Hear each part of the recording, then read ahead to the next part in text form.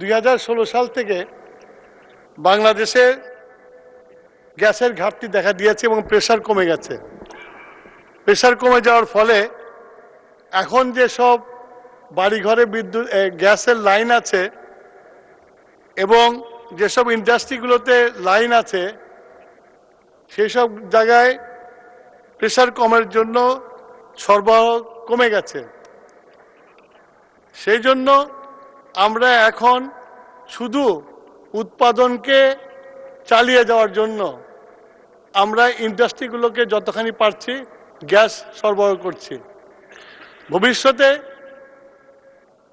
এটা বলে রাখা দরকার, বিগত ফ্যাসিস্ট সরকার বাংলাদেশের গ্যাস উত্তোলনের জন্য কোনো রকম অনুসন্ধান করে নাই। আমরা এই 2 মাসের সরকার আসার পরে আমরা বাপেক্সকে শক্তিশালী করে অনুসন্ধান কাজ শুরু করেছি। যদি এই অনুসন্ধানে যদি আমরা সফলকাম হই, আমি আশা করি যেসব গ্যাস কানেকশন দেওয়া আছে সেই সব জায়গায় আমরা কানেকশন দিতে পারবো, প্রেসারও দিতে পারবো। মাননীয় স্পিকার, আপনারা জানেন যে বিগত সরকার এই সেক্টরটাকে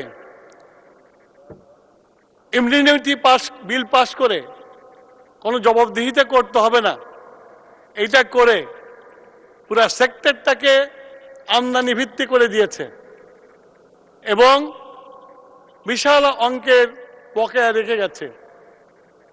এর মাঝেই আমরা এখন সিদ্ধান্ত নিয়েছি আমাদের দেশীয় গ্যাস ফিল্ডগুলোতে অনুসন্ধান করে এবং আমাদের দেশীয় গ্যাস ফিল্ড যেগুলো পরিত্যক্ত হয়ে গেছে তার মধ্যে যে লেফটওভার গ্যাস আছে সেগুলোকে উত্তোলন করে আমাদের ডোমেস্টিক চাহিদা মেটানো চেষ্টা করব।